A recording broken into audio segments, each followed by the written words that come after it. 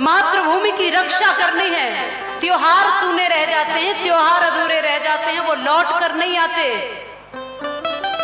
और कई बार आस देखते रह जाते हैं घर परिवार वाले। वो बहन 2 वर्ष से चिट्ठी लगातार लिख रही है, भैया कब आओगे। होली निकल गई, दिवाली निकल गई, रक्षाबंधन निकल गया, सारे त्योहार निकल गए, तुम आए नहीं। सब सूना रह गया, सब फीका रह गया, तुम तो आते ही नहीं हो।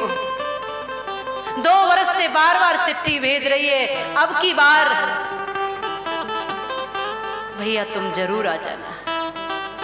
भैया ने कहा, चिट्ठी लिखकर भेजी, अब की बार मैं जरूर आऊंगा, मुझे छुट्टी मिल गई है, 2 वर्ष से मेरी प्रतीक्षा में है, तो 2 वर्ष की राखियां एक ही बार में रख लेना खरीद के, अब की बार सारी राखियां बांध देना। बहन को सूचना मिली, बहुत प्रसन्न हुई, बहुत प्रसन्न हुई बहन। मेरा भाई आएगा, 2 वर्ष बाद आएगा, बड़ी खुश है। अब की बार कहा है उसने, घर में मिठाइयां बनाने लगी, माँ मेरा बेटा आएगा, 2 वर्ष से मुंह नहीं देखा है उसका। बहन राखियां खरीद कर लाने लगी, अब की बार पूरा हाथ भर दूंगी, ये 2 वर्ष से नहीं आया। पत्नी श्रृंगार करने लगी, बाल गोपाल आस देखने लगे कि पिता आएंगे तो हम बाजार से सारे खिलौने लेकर आएंगे। अब की बार हमारा रक्षाबंधन अच्छा रहेगा। सब खुशियां मना रहे हैं, घर परिवार में आनंद की लहर दौड़ गई है। और वादा किया है इसने, ये आएगा जरूर, और इस बार ये आया भी। रक्षाबंधन से पहले ही आ गया इस बार, लेकिन अपने पैरों पर चलकर नहीं, तिरंगे में लिपटा हुआ आया।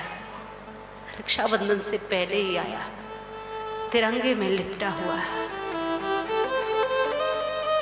माँ सोचती है गाड़ी आई है, मेरा बेटा इतनी जल्दी कैसे आया। देखा वो बेटे का शव आया है, तिरंगा उसमें लिपटा हुआ ये शव। बेटा तो शहीद हो गया इस मिट्टी पर, इस मातृभूमि पर।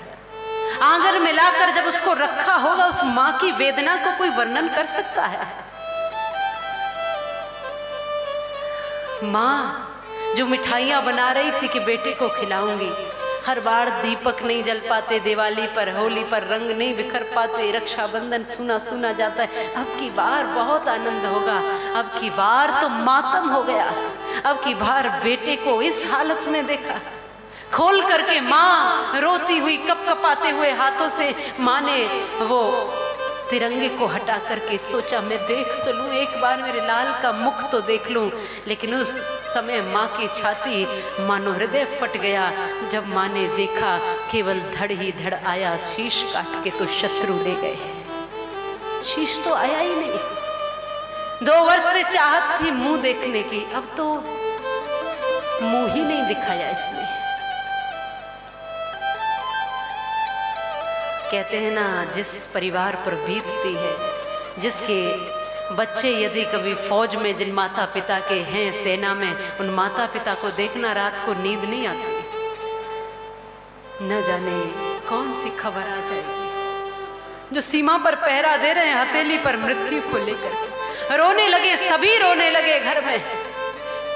जो पत्नी है वो रोने लगी है, तो बहन ने कहा है क्यों रोती हो भाभी, इस निष्ठुर के लिए क्या रोना, ये तो निष्ठुर है, बिल्कुल निष्ठुर है, क्यों रोती हो।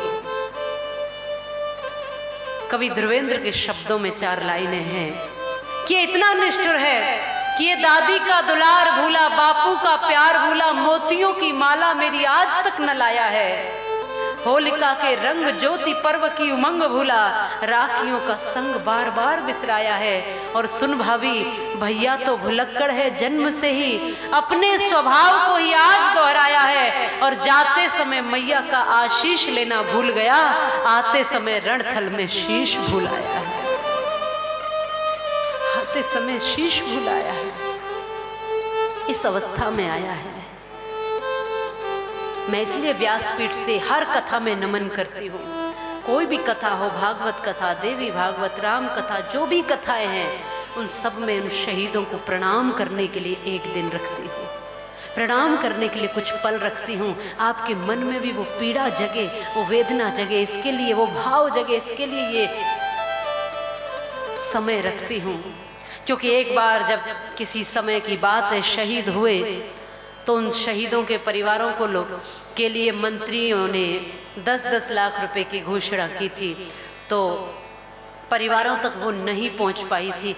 तो वो सारे परिवार वाले काफ़ी दिनों के बाद जब ज़रूरत लगी, कैसे गुजारा होगा इन नन्हे मुन्ने बालकों का, तो वो उस मंत्री के पास गए और मंत्री को कहा कि हमारा बालक शहीद हुआ था, हमारे परिवार से शहीद हुआ था। तो ये बड़ी सी बढ़िया सी कुर्सी पर बैठ करके इतरा करके कहता है कि 10-10 लाख दे तो दिए, और क्या चाहिए तुमको। वो मंत्री, बहुत दिनों की पुरानी बातें हैं, इतरा कर दे तो दिए, ये इतरा कर कहता है दे तो दिए 10-10 लाख, माने 10 लाख से शहीद की शहादत को तोल रहे हो, पैसों से शहीद के प्राणों को तोल रहे हो। तुम अपना पूरा धन संपत्ति सब कुछ भी दे देना, तो पर भी क्या उस धन से उसके प्राणों की तुलना कर सकते हो? ये शहीद की शहादत है क्या 10 लाख रुपए? ये तो उसके बालकों के भरण पोषण के लिए एक प्रक्रिया है। क्या शहीद का कर्ज चुका सकता है ये देश? क्या हम चुका सकते हैं वो कर्ज? नहीं। उसने इटला करके कहा कि 10-10 लाख रुपए दे दिए। तो उस समय एक कवि ने लिखा था, 2 लाइनें कही थी उस मंत्री से कि तुमने 10-10 लाख दिए हैं उन शहीदों के लिए और इतना इतरा रहे हो, तो लो मैं 20 लाख देता हूं तुम किस्मत के हेठों को, और हिम्मत है तो मंत्री भेजें लड़ने अपने बेटों को। मेरे से 20 लाख लेकर जाओ और लड़ने मरने भेजो अपने पुत्रों को, और जब लाश उसकी आंगन में आएगी तब पता चलेगा कि पैसे कुछ भी नहीं होते प्राणों के आगे। उस माँ की ममता को बिलखता हुआ देखोगे तो पता चलेगा कि धन की कोई कीमत नहीं है, मिट्टी है ये तो। जिसने अपने प्राण आहूत किए हैं उसका कर्ज ये देश नहीं चुका सकता है। इसलिए उस कर्ज को याद रखते हुए हम इन शब्दों को दोहराते हैं। ये समय उन वीर और सपूतों के लिए, शहीदों के लिए और उस मिट्टी की याद के लिए है।